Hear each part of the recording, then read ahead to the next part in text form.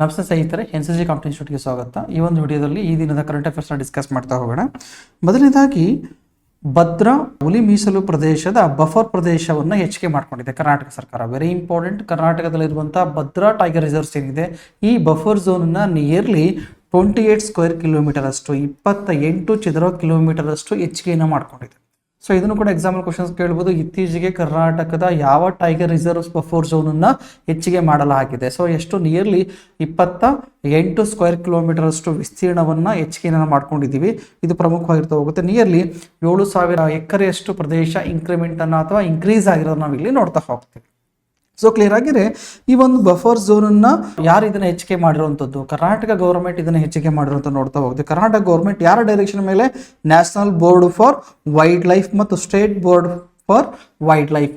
So national ಮತ್ತು state board ಏನು wildlife board ಬರ್ತಾ ಹೋಗುತ್ತಲ್ಲ, ಇವೆರಡರ ರಿಪೋರ್ಟ್ ಆಧಾರದ ಮೇಲೆ ಈ ಒಂದು ಭಾಗವನ್ನು ಬಫರ್ ಝೋನ್ ಆಗಿ ಹೆಚ್ಚಿಗೆ ಮಾಡ್ಕೊಂಡಿದ್ದೀವಿ. ಹಾಗೆ Bhadra wildlife sanctuary Bhadra tiger ರಿಸರ್ವ್ಸ್ನ ಎಷ್ಟು ಸ್ಕ್ವೇರ್ ಕಿಲೋಮೀಟರ್ ಅಷ್ಟು ಇನ್ಕ್ರಿಮೆಂಟ್ ಮಾಡಿ ಅಂತಂದರೆ 28 ಸ್ಕ್ವೇರ್ ಕಿಲೋಮೀಟರ್ ಅಷ್ಟು ಬಫರ್ ಝೋನನ್ನು ಹೆಚ್ಚಿಗೆ ಮಾಡೋದನ್ನು ನಾವಿಲ್ಲಿ ನೋಡ್ತಾ ಹೋಗ್ತೀವಿ.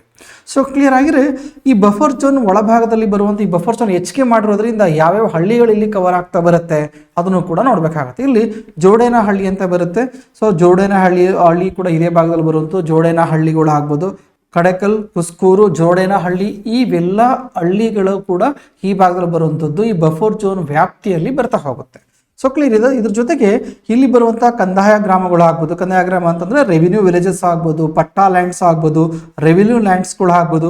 ಇವೆಲ್ಲವನ್ನು ಹೊರತುಪಡಿಸಿ ಬಫರ್ ಝೋನನ್ನು ಕ್ರಿಯೇಟ್ ಮಾಡೋದು ನಾವಿಲ್ಲಿ ನೋಡ್ತಾ ಹೋಗ್ತೀವಿ. ಯಾವ ಹಳ್ಳಿಗಳು ಈ ಬಫರ್ ಝೋನ್ ಒಳಗಡೆ ಬರ್ತಾವೆ ಅಂತಲೂ ಕೂಡ ಕೇಳ್ಬೋದು.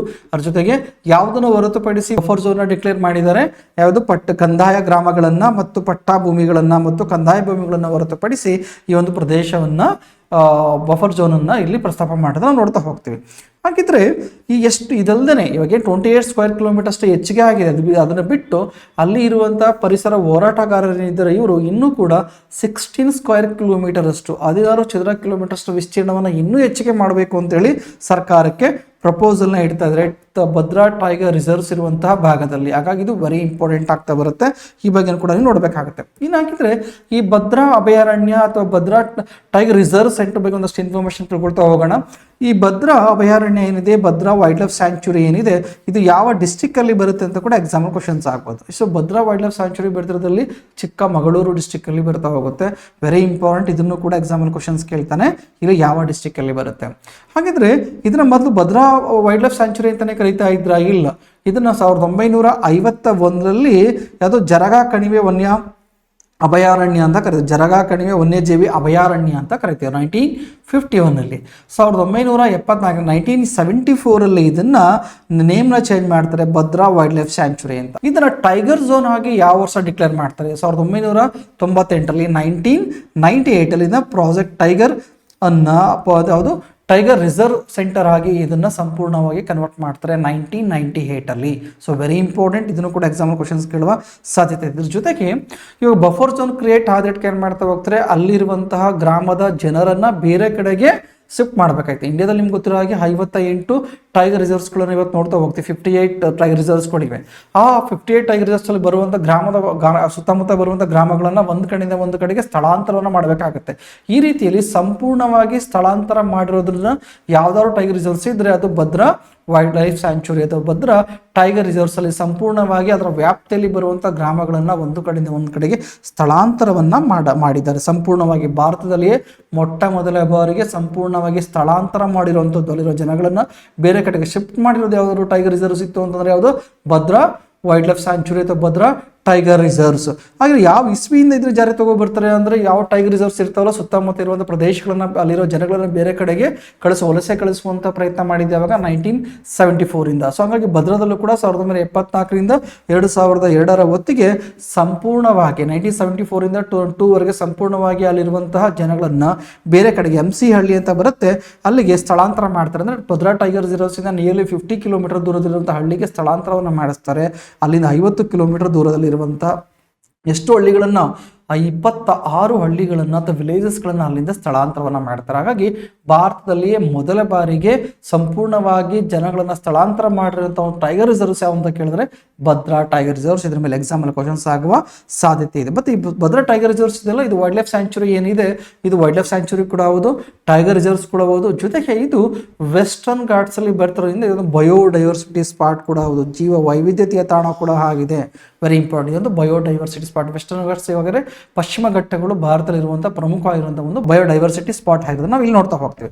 ಜೊತೆಗೆ ಇಲ್ಲಿ ಯಾವ ರೀತಿಯ ಫಾರೆಸ್ಟ್ ಏರಿಯಾವನ್ನು ನೋಡ್ತಾ ಹೋಗ್ತೀವಿ ಭದ್ರಾ ಭಾಗದಲ್ಲಿ ಟೈಗರ್ ರಿಸರ್ವ್ಸ್ ಅಲ್ಲಿ ಅಂತ ನೋಡೋದಾದ್ರೆ ಇಲ್ಲಿ ಸಂಪೂರ್ಣವಾಗಿ ಡೆಸಿಡಿಯಸ್ ಫಾರೆಸ್ಟ್ ಗಳನ್ನ ಅಂದ್ರೆ ಪತನಶೀಲ ಕಾಡುಗಳು, ಎಲೆ ಉದುರುವ ಕಾಡುಗಳು ಅಂತ ಕರೀತಾ ಹೋಗ್ತೀವಿ.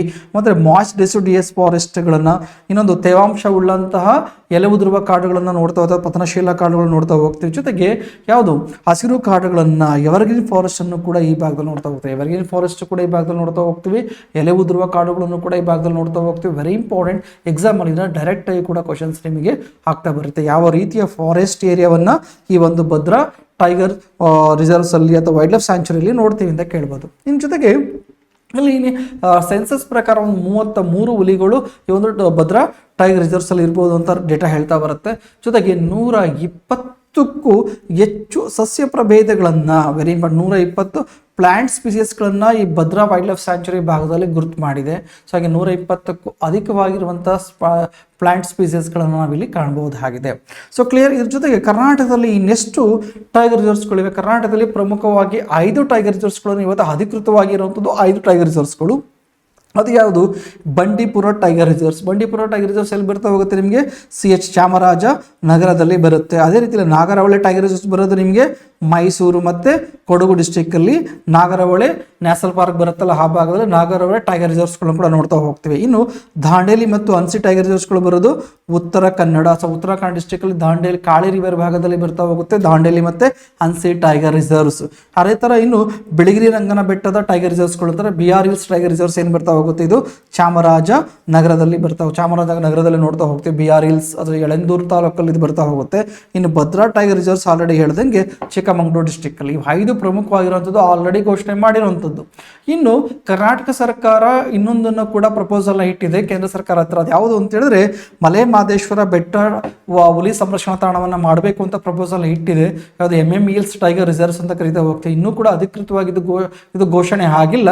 ಮುಂದಿನ ದಿನಗಳಲ್ಲಿ ಇದು MM ಹಿಲ್ಸ್ ಘೋಷಣೆ ಆಗುತ್ತೆ. ಇಲ್ಲಿ ಮಲೆ ಮಹದೇಶ್ವರ ಟೈಗರ್ ರಿಸರ್ವ್ಸ್ ಆಗ್ಬಹುದು ಮುಂದಿನ ದಿನಗಳಲ್ಲಿ. ಆದರೆ ಮತ್ತೆ ಬಂಡೀಪುರ ಆಗ್ಬೋದು, BR ಹಿಲ್ಸ್, ಈ 3 ಕೂಡ ಚಾಮರಾಜನಗರ ಡಿಸ್ಟ್ರಿಕ್ಟ್ ಅಲ್ಲಿ ಬರುವಂತಹ ಯಾವುದು ಟೈಗರ್ ರಿಸರ್ವ್ಸ್ ಕೂಡ ಆಗಿರುತ್ತೆ. Very important. ಇದ್ರ ಜೊತೆಗೆ ಭಾರತದಲ್ಲಿ ಎಷ್ಟು ಟೈಗರ್ ರಿಸರ್ವ್ಸ್ಗಳು ಇದಾವೆ ಅಂತ ಕೂಡ ಎಕ್ಸಾಮಲ್ಲಿ ಕೇಳ್ಬೋದು. ಎಷ್ಟು? 58% ಇದೆ. ಇದು ಆ್ಯಡ್ ಆಗ್ತಾನೆ ಇರುತ್ತೆ.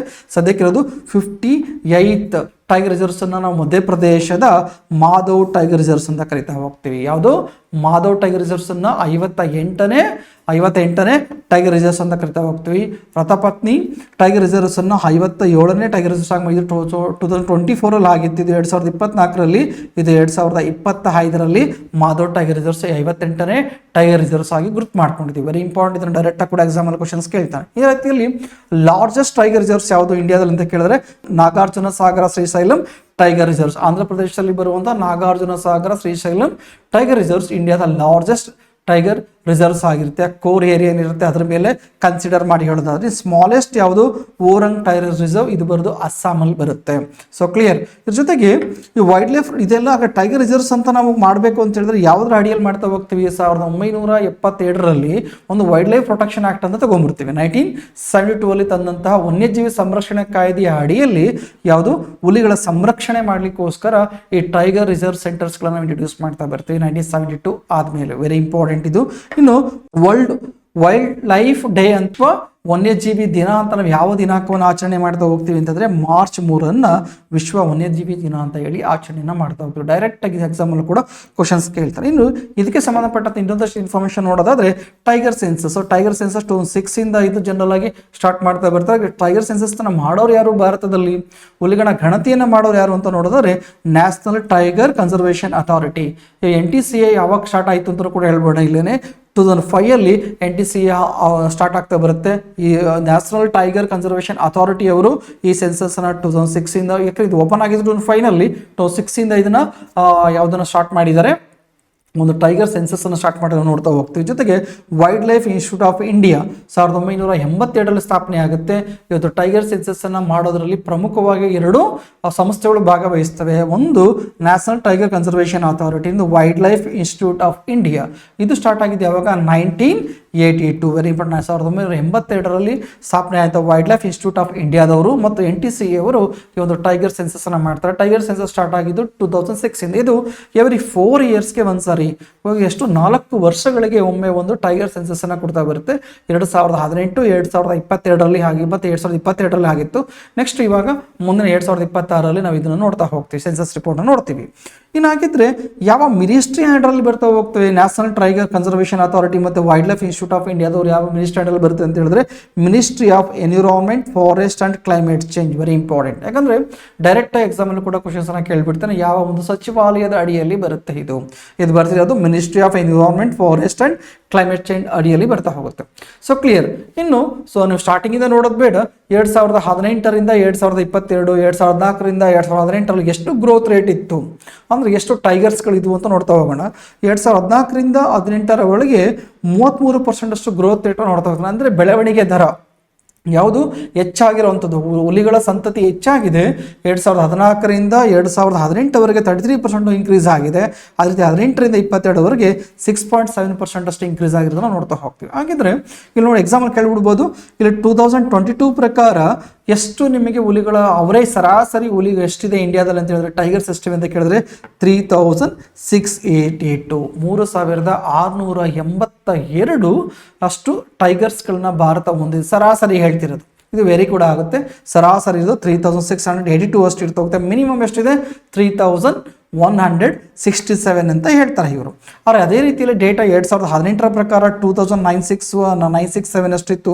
14ನಲ್ಲಿ 2226 ಅಷ್ಟು ಇತ್ತು. 10ನಲ್ಲಿ 1706 ಅಷ್ಟು ಇತ್ತು. 26ಅಲ್ಲಿ 141 ಅಷ್ಟಿದೆ. ಅಂದರೆ ನೀವು ಪ್ರತಿ ವರ್ಷನೂ ಕೂಡ ಇಲ್ಲಿ ಏನಾಗಿದೆ, ಹುಲಿಗಳ ಸಂತತಿ ಏನಾಗಿದೆ ಹೆಚ್ಚಾಗ್ತಾ ಬಂದಿರೋದನ್ನ ನಾವು ಇಲ್ಲಿ ನೋಡ್ತಾ ಹೋಗ್ತೀವಿ. ಅದೇ ರೀತಿಯಲ್ಲಿ 2022 ಡೇಟಾ ಪ್ರಕಾರ ನೋಡೋದಾದ್ರೆ ಹೈಯೆಸ್ಟ್ ಇರುವಂಥ 3 ಸ್ಟೇಟನ್ನು ಕನ್ಸಿಡರ್ ಮಾಡಿದ್ರೆ ಮಧ್ಯಪ್ರದೇಶ ಬರುತ್ತೆ. ಮಧ್ಯಪ್ರದೇಶ 787 ಹುಲಿಗಳನ್ನು ಹೊಂದಿದೆ. ಸೆಕೆಂಡ್ ಪ್ಲೇಸಲ್ಲಿ ಕರ್ನಾಟಕ ಬರುತ್ತೆ, 563 ಅಷ್ಟು ಬರ್ತಾ ಇದೆ. ಇನ್ನು ಉತ್ತರಾಖಂಡ್ 560 ಅಷ್ಟು ಹುಲಿಗಳನ್ನು ಹೊಂದಿದೆ. ಸೊ ಇಷ್ಟು ಕೂಡ ಪ್ರಮುಖವಾಗಿರುವಂಥದ್ದು ನಾವಿಲ್ಲಿ ನೋಡಿದ್ವಿ. ಸೊ ಕ್ಲಿಯರ್, ಇಷ್ಟು ಕೂಡ ಟೈಗರ್ಸ್ಗೆ ಸಂಬಂಧಪಟ್ಟಂತ ಅಷ್ಟೊಂದು ಮಾಹಿತಿಯನ್ನು ಕೊಟ್ಟಿದ್ದಾಯಿತು. ಇನ್ನು ಜೊತೆಗೆ NCG ಕಾಂಪಿಟೇಟಿವ್ ಇನ್ಸ್ಟಿಟ್ಯೂಟಲ್ಲಿ ನಿಮಗೆ KS main state series start ಆಗಿದೆ. ಸೊ ನೀವು ಯಾರಿಗೆ ಇಂಟ್ರೆಸ್ಟ್ ಇದೆ ಅವ್ರು ಕಾಂಟ್ಯಾಕ್ಟ್ ಮಾಡ್ಬೋದು. ಅದೇ ರೀತಿಯಲ್ಲಿ ಈವ್ನಿಂಗ್ ಬ್ಯಾಚನ್ನು ಮಾಡ್ತಿದ್ದೀವಿ. ಈ ಈವ್ನಿಂಗ್ ಬ್ಯಾಚ್ ಕಡಿಮೆ ಅಮೌಂಟಲ್ಲಿ ಮಾಡ್ತಿರೋದ್ರಿಂದ ಈ ವರ್ಕಿಂಗ್ ಪೀಪಲ್ಸ್ಗೆ, ಕಾಲೇಜ್ಗೆ ಹೋಗೋರಂಥವ್ರಿಗೆ ಅಥವಾ ಮನೇಲಿ ಕೂತು ಪ್ರಿಪೇರ್ ಆಗೋರಂಥವ್ರಿಗೆ ತುಂಬ ಹೆಲ್ಪ್ ಆಗ್ತಾ ಬರುತ್ತೆ. ಯಾರಿಗೆ ಇಂಟ್ರೆಸ್ಟ್ ಇದೆಯೋ ಅವರು ಇನ್ಸ್ಟಿಟ್ಯೂಟನ್ನು ಕಾಂಟ್ಯಾಕ್ಟ್ ಮಾಡ್ಬೋದು. ಅದೇ ರೀತಿಯಲ್ಲಿ NCERT ಓದಿ ಟೆಸ್ಟ್ ಸೀರೀಸ್ ಪ್ರಾಕ್ಟೀಸ್ ಮಾಡೋಂಥವ್ರಿಗೆ NCERT ಟೆಸ್ಟ್ ಪ್ರೊವೈಡ್ ಮಾಡ್ತಾ ಇದ್ದೀವಿ. ಅದೇ ರೀತಿ PSI ಮತ್ತು ES ಎಕ್ಸಾಮ್ಸ್ಗಳು ಮುಂದಿನ ಕಾಲ್ ಮಾಡ್ತಾನೆ. ಹಾಗೆ PSI ಮತ್ತು ESಗೆ ಸಂಬಂಧಪಟ್ಟಂತೆ ಫುಲ್ ಕಾಂಪ್ರಹೆನ್ಸಿವ್ ಟೆಸ್ಟ್ ಅನ್ನು ಕೂಡ ಪ್ರೊವೈಡ್ ಮಾಡ್ತಿದ್ದೀವಿ. ಅದೇ ರೀತಿಯಲ್ಲಿ ನಿಮಗೆ ಸಬ್ಜೆಕ್ಟ್ ವೈಸ್ ಪ್ಲಸ್ ಕಾಂಪ್ರಹೆನ್ಸಿವ್ ರೀತಿಯಲ್ಲಿ ಕೂಡ ಟೆಸ್ಟ್ ಅನ್ನು ಕೊಡ್ತಿದ್ದೀವಿ. ಯಾರಿಗೆ ಇಂಟ್ರೆಸ್ಟ್ ಇದೆ ಅವರು ಇನ್ಸ್ಟಿಟ್ಯೂಟ್ ಅನ್ನ ಕಾಂಟ್ಯಾಕ್ಟ್ ಅನ್ನ ಮಾಡಬಹುದು. ಸೊ ಕ್ಲಿಯರ್, ಇಷ್ಟು ಕೂಡ ಪ್ರಮುಖವಾಗಿರುವಂಥದ್ದು. ಯಾರಿಗೆ ಇಂಟ್ರೆಸ್ಟ್ ಇದೆ ಕ್ಲಾಸಸ್ ಅಥವಾ ಟೆಸ್ಟ್ ಸೀರೀಸ್ಗೆ ನೀವು ಇಂಟ್ರೆಸ್ಟ್ ಇದ್ರೆ NCG ಇನ್ಸ್ಟಿಟ್ಯೂಟ್ ಅನ್ನು ಇಲ್ಲಿ ಕಾಂಟ್ಯಾಕ್ಟ್ ಮಾಡಬಹುದು. ನೆಕ್ಸ್ಟ್ ಟಾಪಿಕ್ ಹೋಗೋಣ. ಈ ನೆಕ್ಸ್ಟ್ ಟಾಪಿಕ್ ಅಲ್ಲಿ ನೀವು ನೋಡಿದ್ರೆ ಮೊಹಮ್ಮದ್ ಯೂನಸ್ ಅವರು, ವೆರಿ ಇಂಪಾರ್ಟೆಂಟ್. ಮೊಹಮ್ಮದ್ ಯೂನಸ್ ಅವರು ಚೀನಾಗೆ ಭೇಟಿ ಕೊಟ್ಟಿದ್ರು. ಈ ಮೊಹಮ್ಮದ್ ಯೂನಸ್ ಯಾರು, ಚೀನಾಗೆ ಯಾಕೆ ಭೇಟಿ ಕೊಟ್ಟಿದ್ದ, ಇದರಿಂದ ಭಾರತಕ್ಕಾಗುವಂಥ ನಷ್ಟ ಏನು, ಇವೆಲ್ಲವನ್ನು ಕೂಡ ಇದನ್ನು ನೋಡ್ತಾ ಹೋಗೋಣ. ಈ ಮೊಹಮ್ಮದ್ ಯೂನಸ್ ಅನ್ನೋರು ಎಲ್ಲರೂ chief advisor of Bangladesh interim government. ಅಂದರೆ ಈ ಬಾಂಗ್ಲಾದೇಶದಲ್ಲಿರುವ ಮಧ್ಯಂತರ ಸರ್ಕಾರದ ಒಂದು ಚೀಫ್ ಅಡ್ವೈಸರ್ ಆಗಿರುವಂಥ ಮೊಹಮ್ಮದ್ ಯೂನಸ್ ಅವರು ಇತ್ತೀಚೆಗೆ ಚೀನಾಗೆ ಭೇಟಿ ಕೊಟ್ಟಿದ್ರು. ಈ ಭೇಟಿ ಕೊಟ್ಟೋದ್ರಲ್ಲಿ ಏನು ವಿಷಯಗಳಿಲ್ಲ, ಆದರೆ ಭೇಟಿ ಕೊಟ್ಟಾದ್ಮೇಲೆ ಮೊಹಮ್ಮದ್ ಯೂನಸ್ ಅವರು ಏನು ಮಾಡ್ತಾರೆ, ಒಂದು 9 ಬೈಲ್ಯಾಟ್ರಲ್ ಅಗ್ರಿಮೆಂಟ್ಗಳನ್ನು ಮಾಡ್ಕೊಂಡಿದ್ದಾರೆ, ಬಹುಪಕ್ಷೀಯ ಒಪ್ಪಂದಗಳನ್ನು ಮಾಡ್ಕೊಂಡಿದ್ದಾರೆ. 9 ಬಹುಪಕ್ಷೀಯ ಒಪ್ಪಂದಗಳನ್ನು ಬಾಂಗ್ಲಾದೇಶದವರು ಚೀನಾ ಜೊತೆಗೆ ಮಾಡ್ಕೊಂಡಿದ್ದಾರೆ. ಸೊ ಹಿಂಗಾಗಿ ಭಾರತಕ್ಕೆ ಸ್ವಲ್ಪ ತಲೆಬಿಸಿ ಆಗುವಂಥದ್ದನ್ನು ನೋಡ್ತಾ ಹೋಗ್ತೀವಿ. ಏನಕ್ಕೆ ಅಂದರೆ ಇದು ಭಾರತ ಜೊತೆಗೆ ಗಡಿಯನ್ನು ಹೊಂದಿರುವಂಥ ರಾಷ್ಟ್ರ. ಸೊ ಭಾರತ ಜೊತೆಗೆ ಗಡಿನ ಹೊಂದಿದೆ. ಮತ್ತು 1971ರಲ್ಲಿ ಸಂಪೂರ್ಣವಾಗಿ ಭಾರತದ ಸಪೋರ್ಟನ್ನು ತಗೊಂಡು ಇದು ಏನು ಪ್ರತ್ಯೇಕ ರಾಷ್ಟ್ರವಾಗಿ ಆಗುತ್ತೆ. ಇದನ್ನ ಏನಂತ ಕರಿತಾ ಇದ್ವಿ, ಮೊದಲು ನಾವು ಈಸ್ಟ್ ಪಾಕಿಸ್ತಾನ ಅಂತ ಕರಿತಾ ಇದ್ವಿ. ಯಾವುದನ್ನ ಬಾಂಗ್ಲಾದೇಶವನ್ನು ಏನು ಕರಿತಾ ಇದ್ವಿ, ಈಸ್ಟ್ ಪಾಕಿಸ್ತಾನ ಅಂತ ಕರಿತಾ ಇದ್ವಿ. ಈ ಈಸ್ಟ್ ಪಾಕಿಸ್ತಾನವನ್ನ ವೆಸ್ಟ್ ಪಾಕಿಸ್ತಾನ, ಈಗಿನ ಪಾಕಿಸ್ತಾನವನ್ನ ವೆಸ್ಟ್ ಪಾಕಿಸ್ತಾನ ಅಂತ ಕರಿತಾ ಇದ್ವಿ. ಇವೆರಡನ್ನ ಆಗಿನ ಭಾರತದ ಗಂಡು ಮಹಿಳೆ ಆದಂತಹ ಯಾರು ಇಂದಿರಾ ಗಾಂಧಿಯವರು 1971ರಲ್ಲಿ ಬೇರ್ಪಡಿಸಿ 1971ರಲ್ಲಿ ಸಂಪೂರ್ಣವಾಗಿ ಇದೊಂದು ರಾಷ್ಟ್ರ ಅಂತ ಹೇಳಿ ಘೋಷಣೆಯನ್ನು ಮಾಡ್ತಾರೆ 1971ನಲ್ಲಿ ಯಾವುದನ್ನ ಬಾಂಗ್ಲಾದೇಶವನ್ನು. ಸೊ ಹೀಗಾಗಿ ಭಾರತದ ಜೊತೆಗೆ ಒಂದೊಳ್ಳೆ ಗುಡ್ ರಿಲೇಶನ್ಶಿಪ್ ಅನ್ನು ಕೂಡ ಮೇಂಟೈನ್ ಮಾಡಿತ್ತು. ಇದ್ರ ಜೊತೆಗೆ ಭಾರತದ ಬೌಂಡ್ರಿ, ಈ ಲ್ಯಾಂಡ್ ಬೌಂಡ್ರಿ ಏನಿದೆ ಹೈಯೆಸ್ಟ್ ಯಾವ ಕಂಟ್ರಿ ಜೊತೆಗೆ ಭಾರತ ಒಂದು ಲ್ಯಾಂಡ್ ಬೌಂಡ್ರಿ ಹೊಂದಿದೆ ಅಂತ ಹೇಳಿದ್ರೆ ಬಾಂಗ್ಲಾದೇಶ ಜೊತೆಗೆ ಹೊಂದಿದೆ. ಇಂತಹ ಬಾಂಗ್ಲಾದೇಶ ಏನ್ ಮಾಡಿದೆ, ಇವತ್ತು ಚೀನಾದ ಜೊತೆಗೆ ತನ್ನ ಒಡಂಬಡಿಕೆಯನ್ನು ಮಾಡ್ಕೊಳ್ತಾ ಇದೆ, ಅಗ್ರಿಮೆಂಟ್ ಅನ್ನು ಮಾಡ್ಕೊಳ್ತಿದೆ. ಇದು ಭಾರತಕ್ಕೆ ಕುತ್ತು ತರುವಂತ ವಿಚಾರ. ಹಾಗಾಗಿ ಇದ್ರ ಬಗ್ಗೆ ನಾವು ಇಲ್ಲಿ ಸ್ವಲ್ಪ ಇನ್ಫಾರ್ಮೇಶನ್ ನೋಡ್ತಾ ಹೋಗೋಣ. ಅದಕ್ಕೂ ಮುಂದೆ ಈ ಮೊಹಮ್ಮದ್ ಯೂನಸ್ ಯಾರು ಅಂತ ಹೇಳಿ ನೋಡ್ತಾ ಹೋಗೋಣ. ಈ ಮೊಹಮ್ಮದ್ ಯೂನಸ್ ಅಂತ ಹೇಳೋರು, ಇವರು ಅಟ್ ಪ್ರೆಸೆಂಟ್ 2024ರಿಂದ ಇವ್ರು ಏನ್ ಮಾಡ್ತಾರೆ, ಬಾಂಗ್ಲಾದೇಶದ ಇಂಟೀರಿಯಂ ಗವರ್ಮೆಂಟ್ನ ಚೀಫ್ ಅಡ್ವೈಸರ್ ಆಗಿ ಕೆಲಸವನ್ನು ನಿರ್ವಹಿಸ್ತಾ ಇದ್ದಾರೆ. ಆಕ್ಚುಲಿ ಇವರೊಬ್ಬ ಎಕನಾಮಿಕ್ಸ್ಟ್. ಇವರು ಯಾರು, ಮೊಹಮ್ಮದ್ ಯೂನಸ್ ಅವರೇನು ಒಬ್ಬರು ಎಕನಾಮಿಕ್ಸ್ಟ್. ಇವ್ರಿಗೆ 2006ರಲ್ಲಿಯೇ ಒಂದು ನೊಬೆಲ್ ಪ್ರೈಸ್ ಕೂಡ ಬಂದಿದೆ. ವೆರಿ ಇಂಪಾರ್ಟೆಂಟ್, ಎಕ್ಸಾಮ್ ಕೂಡ ತುಂಬಾ ಸಲ ಕ್ವಶನ್ಸ್ ಕೇಳಿದಾನೆ ಇವ್ರ ಬಗ್ಗೆನೂ ಕೂಡ. ಯಾವುದು, ನೊಬೆಲ್ ಪೀಸ್ ಪ್ರೈಸ್ ವಿನ್ನರ್. ಇವರೊಬ್ರು ನೊಬೆಲ್ ಶಾಂತಿ ಪ್ರಶಸ್ತಿಯನ್ನ ಪಡ್ಕೊಂಡಿರೋಂಥವ್ರು 2006ರಲ್ಲಿ. ಇವ್ರೇನ್ ಮಾಡ್ತಾರೆ, 1983ರಲ್ಲಿ 1983ರಲ್ಲಿ ಗ್ರಾಮೀಣ ಬ್ಯಾಂಕ್ಗಳನ್ನು ಸ್ಥಾಪನೆಯನ್ನು ಮಾಡ್ತಾರೆ ಬಾಂಗ್ಲಾದೇಶದಲ್ಲಿ. ಸೊ ಈಗ 1983ರಲ್ಲಿ ಗ್ರಾಮೀಣ ಬ್ಯಾಂಕುಗಳನ್ನು ಸ್ಥಾಪನೆ ಮಾಡಿ ಅಲ್ಲಿ ನಿಮಗೆ ಮೈಕ್ರೋ ಕ್ರೆಡಿಟ್ಗಳನ್ನು, ಸ್ಮಾಲ್ ಲೋನ್ಸ್ಗಳನ್ನು ಅಲ್ಲಿರುವಂತಹ ಬಡ ಜನರಿಗೆ ಇವರು ಸಣ್ಣದ ಸಾಲಗಳನ್ನು ಕೊಡ್ತಾರೆ, ಮೈಕ್ರೋ ಫೈನಾನ್ಸನ್ನು ಕೊಡೋಕ್ಕೆ ಸ್ಟಾರ್ಟ್ ಮಾಡ್ತಾರೆ. ಈ ಮೈಕ್ರೋ ಫೈನಾನ್ಸ್ ಅನ್ನೋ ಕಾನ್ಸೆಪ್ಟ್ನ ಬಾಂಗ್ಲಾದೇಶಲ್ಲಿ ಇಂಟ್ರಡ್ಯೂಸ್ ಮಾಡಿದ್ದು ಯಾರು ಅಂತ ಕೇಳಿದ್ರೆ ಮೊಹಮ್ಮದ್ ಯೂನಸ್ ಅವರು. ಹಾಗಾಗಿ ಅಂತಂದ್ರೆ ಇವಾಗಿನ ಭಾರತದಲ್ಲಿ ನಾವೇನು ಭಾರತದಲ್ಲಿ ಸೆಲ್ಫ್ ಹೆಲ್ಪ್ ಗ್ರೂಪ್ಗಳು ಅಂತ ಏನು ಕರಿತಾ ಹೋಗ್ತೀವಲ್ಲ, ಈ ಸೆಲ್ಫ್ ಹೆಲ್ಪ್ ಗ್ರೂಪ್ಗಳು ಇದೆಯಲ್ಲ, ಅಥವಾ ಯಾವುದೋ ಸ್ವಸಹಾಯ ಸಂಘಗಳು, ಭಾರತದಲ್ಲಿರುವಂಥ ಸ್ವಸಹಾಯ ಸಂಘಗಳು ಅನ್ನೋ ಪರಿಕಲ್ಪನೆ ಇಂಡೈರೆಕ್ಟ್ ಆಗಿ ಸ್ಟಾರ್ಟ್ ಆಗಿದೆ ಎಲ್ಲಿ ಅಂತ ನೋಡೋದಾದ್ರೆ ಬಾಂಗ್ಲಾದೇಶದಲ್ಲಿ. ಈ ಬಾಂಗ್ಲಾದೇಶದಲ್ಲಿ ಇವರು ಮೊದಲ ಬಾರಿಗೆ ಸ್ಟಾರ್ಟ್ ಮಾಡ್ತಾರೆ ಮೊಹಮ್ಮದ್ ಯೂನಸ್ ಅವರು. ಈ ಒಂದು ಕಾನ್ಸೆಪ್ಟ್ ಇಡೀ ಪ್ರಪಂಚಕ್ಕೆ ಇದು ಪರಿಚಯನ ಮಾಡಿಕೊಡ್ತಾರೆ. ಇದರಿಂದ ಏನಾಗುತ್ತೆ, ಇವ್ರಿಗೊಂದು ನೊಬೆಲ್ ಪ್ರೈಸ್ ಕೂಡ ಸಿಗುತ್ತೆ.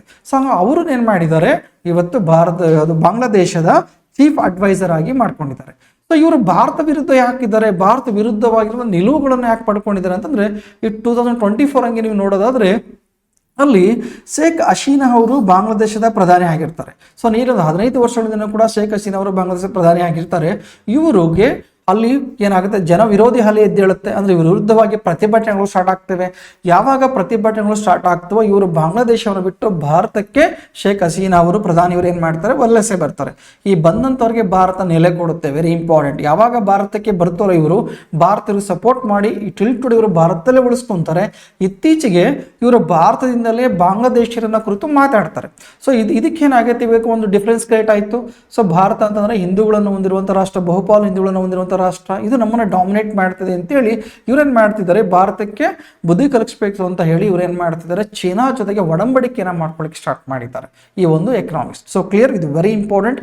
ಎಕ್ಸಾಂಪಲ್ ಕೇಳ್ತಾನೆ, ಯಾಕೆ ಇವ್ರ ಉದ್ದೇಶ ಏನು, ಇಲ್ಲಿ ಬಾಂಗ್ಲಾದೇಶ ಕೋಸ್ಟಲ್ ಏರಿಯಾವನ್ನು ಹೊಂದಿದೆ, ಈ ಬಾಂಗ್ಲಾದೇಶ ಕೋಸ್ಟಲ್ ಏರಿಯಾನ ಹೊಂದಿದೆ, ಮತ್ತೆ ಜೊತೆಗೆ ಭಾರತದಲ್ಲಿ ಚಿಕನ್ ನೆಕ್ ಏರಿಯಾ ಬರುತ್ತೆ. ಈ ಭಾಗದಲ್ಲಿ ಕೋಳಿ ಕತ್ತಿನ ಆಕೃತಿ ಪ್ರದೇಶ ಅಂತ ಕರಿತಾ ಹೋಗ್ತೀವಿ. ಇಲ್ಲಿ ಸಿಲಿಗುರಿ ಏನೋ ಪ್ರಾಯಿಸ್ ಬರ್ತಾ ಹೋಗುತ್ತೆ. ಇಲ್ಲಿ ಯಾವುದು ಸಿಲಿಗುರಿ ಅಂತ ಬರುತ್ತೆ, ಮುಂದೆ ಡಿಸ್ಕಸ್ ಮಾಡ್ತಾ ಹೋಗ್ತೇನೆ. ಈ ಭಾಗದಲ್ಲಿ ನೋಡಿ, ಈ ಭಾಗದಿಂದ ಮಾತ್ರ ಹೋಗ್ಬೇಕು ಎಲ್ಲಿಗೆ, ನಾರ್ತ್ ಈಸ್ಟ್ ಸ್ಟೇಟ್ಗಳಿಗೆ ಹೋಗ್ಬೇಕು ಅಂತ ಹೇಳಿದ್ರೆ. ಸೊ ಭಾರತ ಇದನ್ನ ಏನ್ ಮಾಡ್ತಾ ಹೋಗ್ತಾರೆ, ಈ ನಾರ್ತ್ ಈಸ್ಟ್ ಸ್ಟೇಟ್ ಅನ್ನ ಭಾರತದಿಂದ ತಗೋಬೇಕು ಅನ್ನೋದು ಚೀನಾದ ಕಲ್ಪನೆ. ಚೀನಾನು ಕೂಡ ಇಷ್ಟಪಡುತ್ತೆ, ತುಂಬಾ ಜನದಿಂದ ಟ್ರೈ ಮಾಡ್ತಾ ಇದೆ. ಈ ನಾರ್ತ್ ಈಸ್ಟ್ ಸ್ಟೇಟ್ ಅಲ್ಲಿ ಚೀನಾ ಕಂಟ್ರೋಲ್ ತಗೋಬೇಕು ಅಂತೇಳಿ ಆಲ್ರೆಡಿ ಅರುಣಾಚಲ ಪ್ರದೇಶ ನಂದು ಅಂತ ಕ್ಲೈಮ್ ಮಾಡ್ತಾ ಇದೆ. ಇದಕ್ಕೆ ಸಪೋರ್ಟ್ ಮಾಡಬೇಕು ಅಂತೇಳಿ ಇವ್ರೇನ್ ಮಾಡ್ತಿದ್ದಾರೆ, ಅವರು ಬಾಂಗ್ಲಾದೇಶದವರು ಚೀನಾದ ಹೆಲ್ಪನ್ನ ಕೇಳ್ತಿದ್ದಾರೆ. ಚೀನಾದವರು ಬಂದು ಈ ಕೋಸ್ಟಲ್ ಏರಿಯಾಗಳಲ್ಲಿ, ಯಾವುದು ಬಾಂಗ್ಲಾದೇಶದ ಬೇ ಆಫ್ ಬೆಂಗಾಲ್ ಇರುವಂತಹ ತನ್ನ ಪೋರ್ಟ್ಗಳಲ್ಲಿ ಮತ್ತು ಬಾಂಗ್ಲಾದೇಶದ ನದಿಗಳಲ್ಲಿ ಇನ್ವೆಸ್ಟ್ಮೆಂಟ್ ಅನ್ನ ಮಾಡಿ, ಇನ್ಫ್ರಾಸ್ಟ್ರಕ್ಚರ್ ಡೆವಲಪ್ಮೆಂಟ್ಗಳನ್ನು ಮಾಡಿ, ತೀಸ್ತಾ ರಿವರ್ ಆಗ್ಬೋದು, ಇನ್ನಿತರೆ ಭಾಗದಲ್ಲಿ ಇನ್ಫ್ರಾಸ್ಟ್ರಕ್ಚರ್ ಡೆವಲಪ್ಮೆಂಟ್ ಮಾಡಿ, ಕೋಸ್ಟಲ್ ಏರಿಯಾದಲ್ಲಿ ಇನ್ಫ್ರಾಸ್ಟ್ರಕ್ಚರ್ ಡೆವಲಪ್ ಮಾಡಿ ಅಂತ ಚೀನಾದವ್ರ ಹತ್ರ ಕೇಳ್ಕೊಳ್ತಾ ಇದ್ದಾರೆ ಬಾಂಗ್ಲಾದೇಶವರು. ಸೊ ಒಂದ್ ವೇಳೆ ಚೀನಾದವ್ರು ಇಲ್ಲಿ ಬರೋದ್ರಿಂದ ನಮಗೆ ತೊಂದರೆ ಆಗುತ್ತೆ ನೋಡಿ. ಒಂದ್ ವೇಳೆ ಈ ಚೀನಾದ ಇವ್ರು ಕೇಳ್ತಿರೋದು ಎಲ್ಲಿ ಅಂತ ನೋಡಿ, ಇಲ್ಲೊಂದು ಮೊಂಗ್ಲಾ ಪೋರ್ಟ್ ಅಂತ ಬರುತ್ತೆ, ಇನ್ನೊಂದು ಚಿತ್ತಗಾಂಗ್ ಪೋರ್ಟ್ ಅಂತ ಬರುತ್ತೆ. ಈ ಮೊಂಗ್ಲಾ ಪೋರ್ಟ್ ಮತ್ತು ಚಿತ್ತಗಾಂಗ್ ಪೋರ್ಟ್ ಎರಡನ್ನೂ ಕೂಡ ಡೆವಲಪ್ ಮಾಡಿ ಅಂತ ಏನ್ ಮಾಡ್ತಿದೆ ಚೀನಾದವ್ರ ಹತ್ರ ಬಾಂಗ್ಲಾದೇಶವ್ರು ಕೇಳ್ತಿದ್ದಾರೆ. ಕರೀತಾರೆ. Very important. ಮೊಂಗ್ಲಾ ಪೋರ್ಟ್ ಮತ್ತು ಚಿತ್ತಗಾಂಗ್ ಪೋರ್ಟ್ ಎಲ್ಲಿ ಬರುತ್ತೆ ಅಂತ ಎಕ್ಸಾಂಪಲ್ ಕೇಳ್ಬೋದು, ಬಾಂಗ್ಲಾದೇಶದಲ್ಲಿ. ಇದು ಮೊದಲೇನಾಗಿತ್ತು, ಭಾರತ ಜೊತೆಗೆ ಇವರು ಒಡಂಬಡಿಕೆನ ಮಾಡ್ಕೊಳಕ್ಕೆ ರೆಡಿ ಆಗಿದ್ರು. ಈ ಮೊಂಗ್ಲಾ ಪೋರ್ಟ್ ಆಗ್ಬೋದು, ಈ ಚಿತ್ತಗಾಂಗ್ ಪೋರ್ಟ್ಗಳ ಮುಖಾಂತರ ನಾರ್ತ್ ಈಸ್ಟ್ ಇಂಡಿಯಾಗೆ ಕನೆಕ್ಟ್ ಮಾಡ್ಕೊಳ್ಳೋಕ್ಕೋಸ್ಕರ, ವಾಟರ್ ರೂಟ್ ಮುಖಾಂತರ ಕನೆಕ್ಟ್ ಮಾಡ್ಕೊಳ್ಳೋಕ್ಕೋಸ್ಕರ ಭಾರತ ಜೊತೆಗೆ ಅಗ್ರಿಮೆಂಟ್ ಮಾಡ್ಕೊಳ್ತೀವಿ ಮುಂದಿನ ದಿನಗಳಲ್ಲಿ ಅಂತ ಬಾಂಗ್ಲಾದೇಶ ಭರವಸೆ ಕೊಟ್ಟಿತ್ತು. ಇವಾಗ ಇದೇ ಮೊಂಗ್ಲಾ ಪೋರ್ಟ್ ಮತ್ತೆ ಚಿತ್ತಗಾಂಗ್ ಪೋರ್ಟ್ ಅನ್ನ ಅಭಿವೃದ್ಧಿ ಪಡಿಸ್ಕೊಳ್ಳೋಕ್ಕೋಸ್ಕರ ಚೀನಾದವ್ರ ಹತ್ರ ಕೇಳ್ಕೊಂಡಿದೆ. ಚೀನಾನು ಕೂಡ ಇದಕ್ಕೆ ಒಪ್ಪಿಗೆ ಸೂಚಿಸಿದೆ. ಜೊತೆಗೆ ಈ ಭಾಗದಲ್ಲಿ ಒಂದು ರಿವರ್ ಬರುತ್ತೆ, ತೀಸ್ತಾ ರಿವರ್ ಅಂತ ಕರಿತಾ ಹೋಗ್ತೀವಿ. ವೆರಿ ಇಂಪಾರ್ಟೆಂಟ್ ಇದೆ ಯಾವುದು, ತೀಸ್ತಾ ರಿವರ್ ಅಂತ. ಈ ತೀಸ್ತಾ ರಿವರ್ ಎಲ್ಲಿ ಇಂಡಿಯಾ ಮತ್ತು ಬಾಂಗ್ಲಾದೇಶ ಜೊತೆಗೆ ಮೊದಲೇ ವಿವಾದ ಇದೆ. ಈ ತೀಸ್ತಾ ಅನ್ನೋದು ಯಾವ ನದಿಯ ಉಪನದಿ ಅಂತ ಕೂಡ ಎಕ್ಸಾಂಪಲ್ ಕೇಳ್ಬೋದು. ತೀಸ್ತಾ ಅನ್ನೋದು ಬ್ರಹ್ಮಪುತ್ರ ನದಿಯ ಉಪನದಿ. ಈ ಬ್ರಹ್ಮಪುತ್ರ ನದಿ ಅಂತ ಉಪನದಿ, ತೀಸ್ತಾ ರಿವರ್ ಅಂತ ಬರುತ್ತೆ. ಇದು ಬ್ರಹ್ಮಪುತ್ರ ನದಿಯ ಉಪನದಿ. ಯಾವುದು, ಎಲ್ಲಿ ಭಾಗಕ್ಕೆ, ಬಾಂಗ್ಲಾದೇಶದ ನಾರ್ತ್ ವೆಸ್ಟ್ ಭಾಗಕ್ಕೆ, ಬಾಂಗ್ಲಾದ ವಾಯುವ್ಯ ದಿಕ್ಕಿಗೆ ನೀರನ್ನ ವಾಟರ್ನ ಸಪ್ಲೈ ಮಾಡುವಂಥ ನದಿ ಯಾವುದು, ತೀಸ್ತಾ ನದಿ. ಈ ತೀಸ್ತಾ ನದಿ ಆರಿಜಿನ್ ಆಗೋದಲ್ಲಿ ನಿಮ್ಗೆ ಭಾರತದ ಸಿಕ್ಕಿಮಲ್ಲಿ ಈ ಥರ ಆರಿಜಿನ್ ಆಗಿ ಅಲ್ಲಿಂದ ವೆಸ್ಟ್ ಬೆಂಗಾಲ್ ಬಂದು, ವೆಸ್ಟ್ ಬೆಂಗಾಲಿಂದ ಬಾಂಗ್ಲಾದೇಶಕ್ಕೆ ಬಂದು, ಬಾಂಗ್ಲಾದೇಶದಲ್ಲಿ ಬ್ರಹ್ಮಪುತ್ರ ರಿವರ್ಗೆ ಸೇರ್ಕೊಳ್ಳುತ್ತೆ. ಈ ರಿವರಲ್ಲಿ ಇನ್ಫ್ರಾಸ್ಟ್ರಕ್ಚರ್ ಡೆವಲಪ್ ಮಾಡಿ, ಡ್ಯಾಮ್ಗಳನ್ನು ಕನ್ಸ್ಟ್ರಕ್ಟ್ ಮಾಡಿ, ವಾಟರ್ ಸ್ಟೋರೇಜ್ ಮಾಡಿಕೊಡಿ ಅಂತ ಹೇಳಿ ಯಾರನ್ನ ಕೇಳ್ಕೊಳ್ತಾ ಇದೆ, ಚೀನಾದವ್ರ ಹತ್ರ ಕೇಳ್ಕೊಳ್ತಾ ಇದೆ. ಯಾವುದು, ಬಾಂಗ್ಲಾದೇಶ. ಒಂದು ವೇಳೆ ಇವ್ರು ಬಂದು ಬಾಂಗ್ಲಾದೇಶದಲ್ಲಿ ಇಲ್ಲಿ ಇನ್ಫ್ರಾಸ್ಟ್ರಕ್ಚರ್ ಡೆವಲಪ್ ಮಾಡ್ತಾರೆ ಅಂತಂದ್ರೆ ಇಂಡೈರೆಕ್ಟ್ ಆಗಿ ಚೀನಾದ ಮಿಲಿಟರಿಗಳನ್ನ ತಂದಿಲ್ಲಿಡುತ್ತೆ. ಸೊ ನೋಡಿ, ಭಾರತದ ಈ ಭಾಗದಲ್ಲಿ ಚೀನಾದ ಮಿಲಿಟರಿಗಳು ಬಂತು ಅಂತ ಹೇಳಿದ್ರೆ ಏನಾಗ್ಬೋದು, ಸೊ ಭಾರತಕ್ಕೆ ಥ್ರೆಟ್ ಆಗುತ್ತೆ, ಹೌದಲ್ಲ. ಜೊತೆಗೆ ಆಕ್ಚುಲಿ ಈ ತೀಸ್ತಾ ನದಿಗೆ ಸಂಬಂಧಪಟ್ಟಂತೆ ಭಾರತನೂ ಕೂಡ ರೆಡಿ ಇತ್ತು. ಸೊ ಭಾರತನೂ ಕೂಡ ನಿಮಗೆ ಇಲ್ಲಿ ಇನ್ಫ್ರಾಸ್ಟ್ರಕ್ಚರ್ನ ಡೆವಲಪ್ ಮಾಡ್ಕೊಡ್ತೀನಿ ಅಂತ ಹೇಳಿತ್ತು. ಇದನ್ನ ಬೈಪಾಸ್ ಮಾಡಿ ಚೀನಾದವ್ರ ಹತ್ರ ಇವತ್ತು ಸಹಾಯವನ್ನ ಕೇಳ್ತಾ ಇದೆ. ಏನಕ್ಕೆ ಸಹಾಯ ಕೇಳ್ತಿದೆ, ಆಲ್ರೆಡಿ ಚೀನಾದವರು ಇವರು ತುಂಬಾ ಸಾಲವನ್ನ ಮಾಡ್ಕೊಂಡಿದ್ದಾರೆ. ಆ ಮಾಡಿರೋ ಸಾಲಕ್ಕೆ ಇಂಟ್ರೆಸ್ಟ್ ರೇಟ್ ಕೂಡ ಇವಾಗ ಚೀನಾದವರು ಕಡಿಮೆಯನ್ನ ಮಾಡಿದ್ದಾರೆ, ರಿಡ್ಯೂಸ್ ಅನ್ನ ಮಾಡಿದ್ದಾರೆ. ಇವಾಗ ಇವೆಲ್ಲ ಬೆನಿಫಿಟ್ಸ್ಗಳು 9 ಬೈಲ್ಯಾಟ್ರಲ್ ಅಗ್ರಿಮೆಂಟ್ ಅನ್ನ ಮಾಡ್ಕೊಂಡಿದ್ದಾರೆ. ಇವಾಗ ಅದ್ರ ಜೊತೆಗೆ 2 ಪೋರ್ಟ್ಗಳನ್ನ ಡೆವಲಪ್ ಮಾಡಿಸ್ಕೊಳ್ತಾ ಇದ್ದಾರೆ, ಮತ್ತೆ ಕೋಸ್ಟಲ್ ಏರಿಯಾವನ್ನ ಡೆವಲಪ್ ಮಾಡ್ಕೋಬಹುದು. ಈ ಕೋಸ್ಟಲ್ ಏರಿಯಾ ಡೆವಲಪ್ ಆಯ್ತು ಅಂದ್ರೆ ಏನಾಗುತ್ತೆ, ಸಂಪೂರ್ಣವಾಗಿ ಚೀನಾದವರು ಆಕ್ರಮಣ ಮಾಡ್ಕೊಳ್ತಾರೆ. ಅಂದ್ರೆ ಭಾರತ ಸುತ್ತನೂ ಕೂಡ ಚೀನಾದವರಲ್ಲಿ ಆಕ್ರಮಣವನ್ನು ಮಾಡ್ಕೊಳ್ಳಿಕ್ಕೆ ಸ್ಟಾರ್ಟ್ ಆಗ್ಬಿಡುತ್ತೆ. ಸೊ ಹಾಗಾಗಿ ಇದು ವೆರಿ ಇಂಪಾರ್ಟೆಂಟ್ ಆಗ್ತಾ ಬರುತ್ತೆ. ಇದನ್ನ ಭಾರತ ವಿರೋಧ ಮಾಡ್ತಾ ಇದೆ. 1971 ಸ್ವತಂತ್ರ ಬರಲಿ ಕೂಡ ಭಾರತನೇ ಕಾರಣ ಆಗಿತ್ತು. ಈಗ ಭಾರತ ಜೊತೆಗೆ ಇದು ಅಗ್ರಿಮೆಂಟ್ ಅನ್ನ ಮಾಡ್ಕೊಳ್ಳೋಕೆ ರೆಡಿ ಇಲ್ಲ, ಚೀನಾ ಜೊತೆಗೆ ಅಗ್ರಿಮೆಂಟ್ ಅನ್ನ ಮಾಡ್ಕೊಳ್ತಿದೆ. ಇದನ್ನ ಭಾರತ ಅಪೋಸ್ ಮಾಡ್ತಿದೆ. ಹಾಗಾಗಿ ತೀಸ್ತಾ ರಿವರ್ ಬಗ್ಗೆ ಕೇಳ್ಬೋದು. ತೀಸ್ತಾ ರಿವರ್ ಯಾವ ನದಿ ಉಪನದಿ, ಬ್ರಹ್ಮಪುತ್ರ ನದಿಯ ಉಪನದಿ. ತೀಸ್ತಾ ನದಿ ವಿವಾದ ಅಥವಾ ಡಿಸ್ಪ್ಯೂಟ್ ಯಾವ ರಾಷ್ಟ್ರಗಳ ನಡುವೆ ಇದೆ, ಬಾಂಗ್ಲಾ ಮತ್ತೆ ಇಂಡಿಯಾದ ನಡುವೆ ಇರೋದು ನೋಡ್ತಾ ಹೋಗ್ತೀವಿ.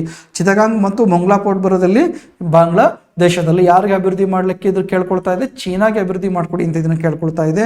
ಇದರಿಂದ ಇವ್ರಿಗೆ ಏನ್ ಬೆನಿಫಿಟ್, ಚೀನಾದವರು ಬಾಂಗ್ಲಾದೇಶಕ್ಕೆ ಕೊಟ್ಟರೋ ಅಮೌಂಟ್ಗೆ ಅವರು ವಿಧಿಸಿದ ಬಡ್ಡಿ ದರವನ್ನ ಕಡಿಮೆ ಮಾಡ್ಕೊಳ್ತಾ ಇದೆ ಯಾವುದು, ಚೀನಾದವರು. ಇನ್ನು ಈ ಚಿಕನ್ ನೆಕ್ ಏರಿಯಾ ಬಗ್ಗೆ ತಿಳ್ಕೊಳ್ಳೋಣ. ಯಾಕಂದ್ರೆ ನಾರ್ತ್ ಈಸ್ಟ್ ಇಂಡಿಯಾಗೆ ಭಾರತೀಯರು ಹೋಗ್ಬೇಕು ಅಂತಂದ್ರೆ ಈ ಒಂದು ಭಾಗದ ಮುಖಾಂತರ, ಇಲ್ಲಿ ಯಾವುದು ವೆಸ್ಟ್ ಬೆಂಗಾಲಲ್ಲಿ ಸಿಲಿಗುರಿ ಕಾರಿಡಾರ್ ಅಂತ ಕರಿತೀವಿ. Very much Siliguri corridor example questions ಕೇಳ್ತಾನೆ. ಸಿಲಿಗುರಿ ಕಾರಿಡಾರ್ ಎಲ್ಲಿ ಬರುತ್ತೆ ಅಂತ ಕೇಳ್ತಾನೆ, ವೆಸ್ಟ್ ಬೆಂಗಾಲ್ ಅಥವಾ ಚಿಕನ್ ನೆಕ್, ಕೋಳಿ ಕತ್ತಿನ ಆಕೃತಿ ಪ್ರದೇಶ ಅಂತ ಕರಿತಾ ಹೋಗ್ತೀವಿ. ಇದನ್ನ ಕೋಳಿ ಕತ್ತಿ ಆಕೃತಿ ಪ್ರದೇಶ ಯಾವ ಸ್ಟೇಟ್ ಅಲ್ಲಿ ಬರುತ್ತೆ, ಪಶ್ಚಿಮ ಬಂಗಾಳ ರಾಜ್ಯದಲ್ಲಿ ಬರುತ್ತೆ. ಈ ಪಶ್ಚಿಮ ಬಂಗಾಳ ರಾಜ್ಯದಲ್ಲಿ ಏನ್ ಬರುತ್ತೆ, ಈ ಭಾಗವನ್ನ ನೋಡಿ. ಯಾಕಂದ್ರೆ ಇದು ಒಂದ್ ವೇಳೆ ನೋಡಿ ಈ ಭಾಗದಲ್ಲಿ ಚೀನಾದವ್ರು ಬಂದ್ಬಿಡ್ತು, ಒಂದು ತೀಸಾ ನದಿ ವಿಚಾರವಾಗಿ ಚೀನಾದವ್ರು ಬಂದು ಸೆಟ್ಲ್ ಆದ್ರೆ ಇದನ್ನ ಆಕ್ಯುಪೈ ಮಾಡ್ಕೊಂಡ್ಬಿಟ್ರೆ ಮುಗಿಯುತ್ತೆ, ಇದಿಷ್ಟು ಕೂಡ ಕಂಟ್ರೋಲ್ ಅವ್ರಿಗೆ ಬಂದ್ಬಿಡುತ್ತೆ. ಹಾಗೆ ಚೀನಾದವರು ಕೂಡ ಇವರಿಗೆ ಒಪ್ಪಿಗೆನ ಸೂಚಿಸ್ತಾ ಇದ್ದಾರೆ. ಅಲ್ಲಿ ಬಂದು ಯಾವುದನ್ನ ಇನ್ಫ್ರಾಸ್ಟ್ರಕ್ಚರ್ನ ಡೆವಲಪ್ ಮಾಡ್ಕೊಡ್ತೀವಿ, ಎಕನಾಮಿಕ್ ಕಾರಿಡಾರ್ಗಳನ್ನ ಮಾಡ್ಕೊಡ್ತೀವಿ ನಿಮಗೆ ಅಂತ ಹೇಳ್ತಾ ಇದೆ ಚೀನಾದವರು ಇವರಿಗೆ. ಸೊ ಕ್ಲಿಯರ್, ಭಾರತ ಇದನ್ನ ಅಪೋಸ್ ಮಾಡ್ತಿದೆ. ಈ ಸಿಲಿಗುರಿ ಏನಿದೆ, ಸಿಲಿಗುರಿ ನಿಯರ್ಲಿ 60 ಕಿಲೋಮೀಟರ್ ಇರೋದನ್ನ ನೋಡ್ತಾ ಇದ್ದೀವಿ. 60 ಕಿಲೋಮೀಟರ್ ಉದ್ದ, 22 ಕಿಲೋಮೀಟರ್ ಅಗಲ, ಕೆಲವೊಂದು ಭಾಗದಲ್ಲಿ 17 ಕಿಲೋಮೀಟರ್ ಅಷ್ಟು ಅಗಲವನ್ನ ಹೊಂದಿದೆ. ಈ ಸಿಲಿಗುರಿ ಏನಂದ್ರೆ ಒಂದ್ ಕಡೆ ನೇಪಾಳವನ್ನ, ಒಂದ್ ಕಡೆಗೆ ಭೂತಾನ್ ಅನ್ನ, ಒಂದ್ ಕಡೆಗೆ ಬಾಂಗ್ಲಾದೇಶ ಜೊತೆಗೆ ಗಡಿಯನ್ನ ಶೇರ್ ಮಾಡುವಂತ ಭಾಗ ಇದು.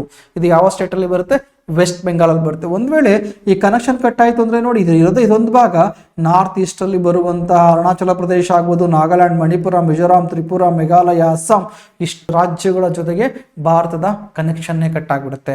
ಹಾಗಾಗಿ ಭಾರತ ಇದನ್ನ ವಿರೋಧ ಮಾಡ್ತಾ ಇರೋದು. ಇದ್ರ ಜೊತೆಗೆ ಇಲ್ಲಿ ಕಾಣ್ತಾ ಇದೆ ನೋಡಿ, ಈ ಭಾಗದಲ್ಲಿ ಚುಂಬಿ ವ್ಯಾಲಿ ಅಂತ ಬರುತ್ತೆ. ಈ ಚುಂಬಿ ವ್ಯಾಲಿ ಆಲ್ರೆಡಿ ಯಾರ ಕಂಟ್ರೋಲ್ ಇದೆ, ಈ ಚುಂಬಿ ವ್ಯಾಲಿ ಚೀನಾದವರ ಕಂಟ್ರೋಲ್ ಇದೆ. ಇದು ಸಿಕ್ಕಿಂ ಮತ್ತು ಭೂತಾನ್ ರಾಷ್ಟ್ರಗಳ ನಡುವೆ ಇದೆ. ಭಾರತದ ಸಿಕ್ಕಿಂ ಮತ್ತು ಭೂತಾನ್ ರಾಷ್ಟ್ರ ಚುಂಬಿ ವ್ಯಾಲಿ ಅಂತ ಬರುತ್ತೆ. ಈ ಚುಂಬಿ ವ್ಯಾಲಿ ಯಾರ ಕಂಟ್ರೋಲ್ ಇದೆ ಅಂತ ಕೇಳ್ತಾನೆ, ಚೀನಾದ ಕಂಟ್ರೋಲ್ ಇದೆ.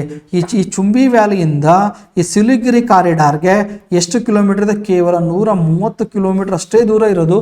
ಹಾಗಾಗಿ ಭಾರತಕ್ಕೆ ಡಿಫೆನ್ಸ್ ದೃಷ್ಟಿಯಿಂದ ಇದಕ್ಕೆ ಭಯ ಪಡ್ತಾ ಇದೆ ಭಾರತ ಅಂತಂದ್ರೆ ಭಾರತ ಇದಕ್ಕೆ ಅಪೋಸ್ ಅನ್ನ ಮಾಡ್ತಾ ಇದೆ ಈ ಅಗ್ರಿಮೆಂಟ್ಗೆ. ಸೊ ಕ್ಲಿಯರ್, ಹಿಂಗಾಗಿ ಇದು ವೆರಿ ಇಂಪಾರ್ಟೆಂಟ್ ಆಗ್ತಾ ಬರುತ್ತೆ. ಆಲ್ರೆಡಿ ಚೀನಾದವರು ಅರುಣಾಚಲ ಪ್ರದೇಶ ಇವೆಲ್ಲವನ್ನು ಕೂಡ ನಮ್ಮದೇ ಅಂತ ಕ್ಲೈಮ್ ಅನ್ನ ಮಾಡ್ತಿದೆ. ಜೊತೆಗೆ ಇದ್ರ ಜೊತೆಗೆ 2024ರಲ್ಲಿ ಚೀನಾ ಮತ್ತು ಬಾಂಗ್ಲಾದೇಶ ಸೇರ್ಕೊಂಡು ಗೋಲ್ಡನ್ ಫ್ರೆಂಡ್ಶಿಪ್ ಅಂತ ಒಂದು ಜಾಯಿಂಟ್ ಆರ್ಮಿ ಎಕ್ಸರ್ಸೈಸ್ ಅನ್ನ ಮಾಡ್ಕೊಂಡಿದ್ರು. ಒಂದು ಮಿಲಿಟರಿ ಸಮರಾಭ್ಯಾಸವನ್ನ 2024 ಮಾಡಿದರೆ ಚೀನಾ ಮತ್ತು ಬಾಂಗ್ಲಾದೇಶದವರು. ಅದು ಗೋಲ್ಡನ್ ಫ್ರೆಂಡ್ಶಿಪ್ ಅಂತ ವೆರಿ ಇಂಪಾರ್ಟೆಂಟ್, ಇದನ್ನು ಕೇಳ್ತಾನೆ. ಇನ್ನು ಭಾರತ ಜೊತೆ ಕೂಡ ಅದು ಜಾಯಿಂಟ್ ಎಕ್ಸರ್ಸೈಸ್ ಅನ್ನ ಮಾಡ್ತಾ ಇರುತ್ತೆ. ಅದ್ಯಾವುದು ಸಂಪ್ರೀತಿ. ಆಲ್ರೆಡಿ ತುಂಬಾ ಎಕ್ಸಾಂಪಲ್ ಕ್ವಶನ್ಸ್ ಕೇಳಿದ್ರೆ ಭಾರತ ಮತ್ತು ಬಾಂಗ್ಲಾದೇಶದ ನಡುವೆ ಜಂಟಿಯಾಗಿ ಆಗುವಂತ ಸಮರಾಭ್ಯಾಸ ಯಾವುದು ಅಂತ ಹೇಳಿದ್ರೆ ಸಂಪ್ರೀತಿ. ಜೊತೆಗೆ ಇಲ್ಲಿ ನೋಡಿ, ಭಾರತ ಜೊತೆಗೆ ಆಲ್ರೆಡಿ ಅಗ್ರಿಮೆಂಟ್ ಅನ್ನ ಮಾಡ್ಕೊಂಡಿದೆ, ಗಂಗಾ ರಿವರ್ ಟ್ರೀಟಿನ ಮಾಡ್ಕೊಂಡಿದೆ. ಗಂಗಾ ನದಿ ಜಲ ಒಪ್ಪಂದವನ್ನ ಭಾರತ ಬಾಂಗ್ಲಾದೇಶ ಮಾಡ್ಕೊಂಡಿದೆ 1996ರಲ್ಲಿ ಈ ಒಂದು ಅಗ್ರಿಮೆಂಟ್ ಅನ್ನ ಮಾಡ್ಕೊಂಡಿದೆ. 2026ಕ್ಕೆ ಮುಂದಿನ ವರ್ಷ ಇದು ರಿನ್ಯೂವಲ್ ಕೂಡ ಆಗ್ತಾ ಇದೆ. ಇದ್ರ ಜೊತೆಗೆ ಭಾರತ ಮತ್ತು ಬಾಂಗ್ಲಾದೇಶ ನಡುವೆ ನಿಯರ್ಲಿ 54 ನದಿ 54 ಕಾಮನ್ ರಿವರ್ಸ್ಗಳು ಹರಿತಾ ಇವೆ. ಮೊಹಮ್ಮದ್ ಯೂನಸ್ ಅವರು ಯಾರು ಏನು ಅನ್ನೋದನ್ನ ನಾವಿಲ್ಲಿ ಹೇಳಿದ್ದೀನಿ. ಆ ಅಗ್ರಿಮೆಂಟ್ ಇಂದ ಭಾರತಕ್ಕೆ ಏನು ತೊಂದರೆ ಆಗುತ್ತೆ ಅಂತ ಕೂಡ ನಾವಿಲ್ಲಿ ಹೇಳಿದ್ವಿ. ನೆಕ್ಸ್ಟ್ ಟಾಪಿಕ್ ಹೋಗೋಣ. ಧ್ರುವ ಸ್ಪೇಸ್ ಮತ್ತು ಇನ್ಫೋಸ್ಟೆಲ್ಲರ್ಗಳ ನಡುವೆ ಕೊಲಾಬ್ರೇಷನ್ ಆಗಿರೋದನ್ನ ನಾವು ನೋಡ್ತಾ ಹೋಗ್ತೀವಿ. ಸೊ ಹಾಗೆ ಈ ಧ್ರುವ ಸ್ಪೇಸ್ ಮತ್ತೆ ಇನ್ಫೋಸ್ಟೆಲ್ಲರ್ಗಳು ಎಲ್ಲಿ ಅಂತ ನೋಡೋಣ. ಮೊದಲನೇದಾಗಿ ಧ್ರುವ ಸ್ಪೇಸ್ ಬಂದು ಭಾರತದ್ದು, ಇದು ಇನ್ಫೋಸ್ಟೆಲ್ಲರ್ ಕಂಪನಿ ಬಂದು ಜಪಾನ್ ಕಂಪನಿ.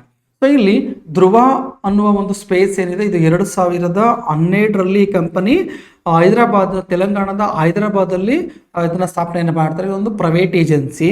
ಇದು ಕಮರ್ಷಿಯಲ್ ಗ್ರೌಂಡ್ ಸ್ಟೇಷನ್ ಆಗಿ ಇದು ಕೆಲಸವನ್ನು ನಿರ್ವಹಿಸ್ತಾ ಇರುತ್ತೆ. ಸೊ ಕ್ಲಿಯರ್, ಇದು 3.8 metre S and X band ground station ಆಂಟೆನಾವನ್ನ ಇನ್ಫೋಸ್ಟೆಲ್ಲರ್ನ ಸ್ಟೆಲ್ಲಾರ್ ಸ್ಟೇಷನ್ ನೆಟ್ವರ್ಕ್ ಜೊತೆಗೆ ಇಂಟಿಗ್ರೇಟ್ ಮಾಡಲಿಕ್ಕೆ ಹೊರಟಿದೆ.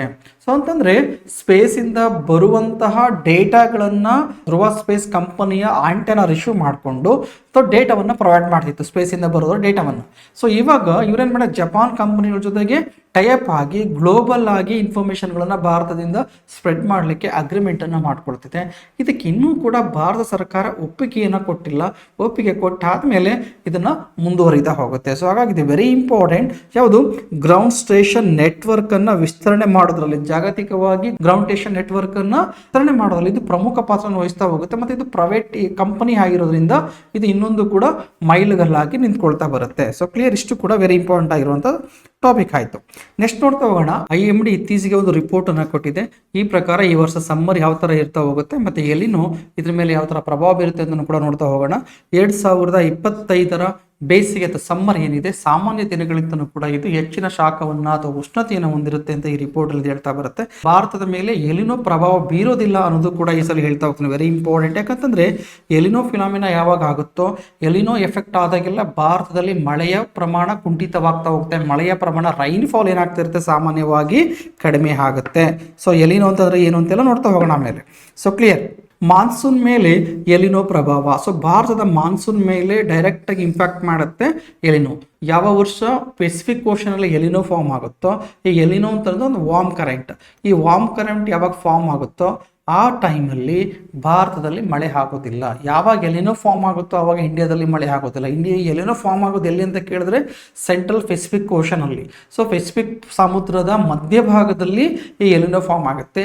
ಈ ಎಲಿನೋ ಫಾರ್ಮ್ ಆಗೋದ್ರಿಂದ ಭಾರತದಲ್ಲಿ ಸೊ ಡೈರೆಕ್ಟ್ ಆಗಿ ಮಳೆ ಆಗೋದಿಲ್ಲ. ಬಟ್ ಈ ವರ್ಷ ನಿಮಗೆ ಎಲಿನೋ ಎಫೆಕ್ಟ್ ಇಂದ ಏನು ಪ್ರಾಬ್ಲಮ್ ಆಗಲ್ಲ. ಎಲಿನೋ ಫಾರ್ಮ್ ಆಗಿ ಭಾರತದ ಮೇಲೆ ಎಫೆಕ್ಟ್ ಆಗಲ್ಲ ಅಂತ ಇವರು ರಿಪೋರ್ಟ್ ಅಲ್ಲಿ ಹೇಳ್ತಾ ಇದ್ದಾರೆ.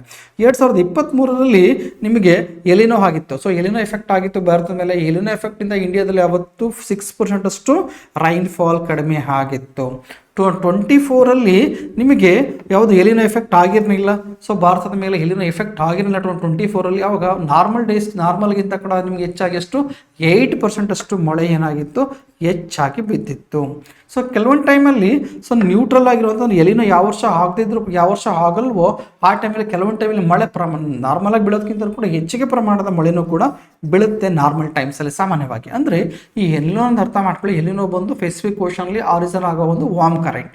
ಈ ಎಲಿನೋ ಪೆಸಿಫಿಕ್ ಓಷನ್ ಅಲ್ಲಿ ಆರಿಸನ್ ಆದಾಗ ಸಾಮಾನ್ಯವಾಗಿ ಭಾರತದ ಭಾಗದಲ್ಲಿ ನಿಮಗೆ ಮಳೆ ಆಗುತ್ತಿಲ್ಲ. ಮಹಾವರ್ಷ ಭಾರತದಲ್ಲಿ ಸಾಮಾನ್ಯವಾಗಿ ಡ್ರಾಟ್ ಏರಿಯಾವನ್ನ, ಬರಗಾಲವನ್ನ ನೋಡ್ತೀವಿ.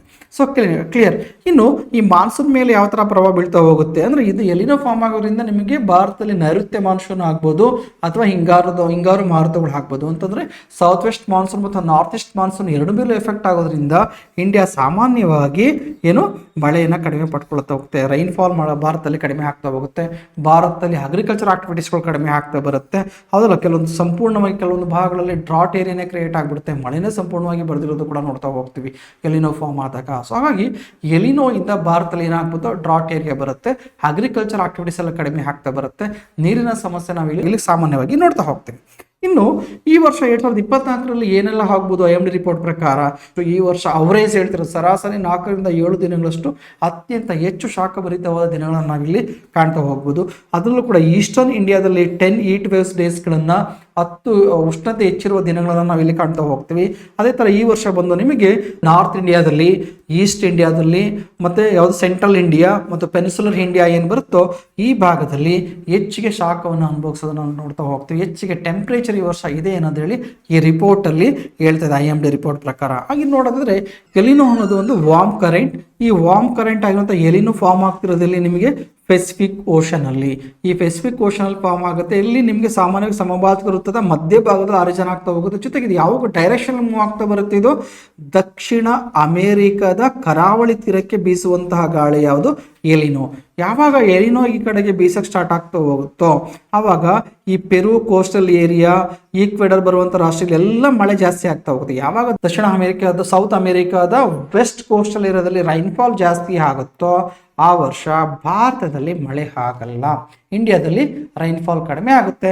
ಇಂಡಿಯಾದಲ್ಲಿ ಡಾಟ್ ಏರಿಯಾವನ್ನು ನಾವು ಸಾಮಾನ್ಯವಾಗಿ ಕಾಣ್ತಾ ಹೋಗ್ತೀವಿ. ಅದೇ ಥರ ಲಾನಿನೋ ಒಂದು ಕೋಲ್ಡ್ ಕರೆಂಟ್. ಈ ಕೋಲ್ಡ್ ಕರೆಂಟ್ ನೋಡಿ ಎಲ್ಲಿಂದ, ಸೌತ್ ಅಮೆರಿಕದ ಭಾಗದಲ್ಲಿ ಬರ್ತಾ ಇದೆ. ಇದು ದಕ್ಷಿಣ ಅಮೆರಿಕದ ಮಧ್ಯಭಾಗ ಅಂದ್ರೆ ಪೆಸಿಫಿಕ್ ಓಷನ್ ಅಲ್ಲಿ ಯಾವ ಡೈರೆಕ್ಷನ್ ಮೂವ್ ಆಗ್ತಿರುತ್ತೆ, ಇದು ನಿಮಗೆ ಈಸ್ಟಿಂದ ವೆಸ್ಟ್ ಸೈಡ್ಗೆ ಮೂವ್ ಆಗ್ತಾ ಇರುತ್ತೆ. ಯಾವುದು ಪೆಸಿಫಿಕ್ ಸಾಗರದ ಮಧ್ಯಭಾಗದಲ್ಲಿ ಆರಿಜಿನ್ ಆಗುವಂಥದ್ದು. ಇದೊಂದು ಈ ಲಾನಿನೋ ಅಂತ ಅನ್ನೋದು ಒಂದು ಕೋಲ್ಡ್ ಕರೆಂಟ್, ವೆರಿ ಇಂಪಾರ್ಟೆಂಟ್. ಇದೊಂದು ಕೋಲ್ಡ್ ಕರೆಂಟ್, ಇದು ಶೀತ ಮಾರುತ. ಈ ಶೀತ ಮಾರುತ ಯಾವಾಗ ಲಾನಿನೋ ಆರಿಜಿನ್ ಆಗುತ್ತೆ ಈ ಭಾಗದಲ್ಲಿ ಆ ವರ್ಷ ಸಾಮಾನ್ಯವಾಗಿ ಭಾರತದಲ್ಲಿ ಮಳೆ ಹೆಚ್ಚಾಗ್ತಾ ಬರುತ್ತೆ. ಭಾರತದಲ್ಲಿ ಡ್ರಾಟ್ ಏರಿಯಾ ಇರೋದಿಲ್ಲ. ಅಂತಂದ್ರೆ ಈ ಎಲಿನೋ ಮತ್ತು ಲಾನಿನೋ. ಸೊ ಎಲಿನೋ ಯಾವ ವರ್ಷ ಆರಿಜಿನ್ ಆಗುತ್ತೋ ಆ ವರ್ಷ ಭಾರತದಲ್ಲಿ ಡ್ರಾಟ್ ಏರಿಯಾ ಕ್ರಿಯೇಟ್ ಆಗುತ್ತೆ. ಯಾವ ವರ್ಷ ಲಾನಿನೋ ಕ್ರಿಯೇಟ್ ಆಗುತ್ತೋ ಆ ವರ್ಷ ಭಾರತದಲ್ಲಿ ಮಳೆ ಜಾಸ್ತಿ ಆಗುತ್ತೆ. ಸಾಮಾನ್ಯವಾಗಿ ಈ ಲಾನಿನಾ ಅಂತ ಏನು ಕರಿತಾ ಹೋಗ್ತೀವಲ್ಲ, ಇದು ಪ್ರತಿ ವರ್ಷನೂ ಕೂಡ ಆಗುತ್ತೆ. ಎಲಿನೋ ಬಂದು 2 to 7 ಇಯರ್ಸ್ಗೆ ಒಂದ್ಸಲಿ ಆಗೋ ಚಾನ್ಸಸ್ ಇತ್ತು. ಎಷ್ಟು, 2 ರಿಂದ 7 ವರ್ಷಗಳಿಗೊಮ್ಮೆ ಎಲಿನೋ ಸಾಮಾನ್ಯವಾಗಿ ಆಗ್ತಾ ಇತ್ತು. ಬಟ್ ಆದರೆ ಗ್ಲೋಬಲ್ ವಾರ್ಮಿಂಗ್ ಹೆಚ್ಚಾಗ್ತದ್ರಿಂದ ಇತ್ತೀಚಿನ ದಿನಗಳೇನಾಗ್ತಿದೆ, ಫ್ರೀಕ್ವೆಂಟ್ಲಿ ಆಗೋ 3 to 4 ಇಯರ್ಸ್ ಕೂಡ ಭಾರತದಲ್ಲಿ ಡ್ರಾಟ್ ಇರೋದನ್ನ ನೋಡ್ತಾ ಹೋಗ್ತೀವಿ. ಯಾವಾಗೆಲ್ಲ ಭಾರತದಲ್ಲಿ ಬರಗಾಲ ಬರುತ್ತೋ ಸಾಮಾನ್ಯವಾಗಿ ಭಾರತದ ಮೇಲೆ ಎಲಿನೋ ಎಫೆಕ್ಟ್ ಆಗಿರೋದನ್ನ ನಾವಿಲ್ಲಿ ನೋಡ್ತಾ ಹೋಗ್ತೀವಿ.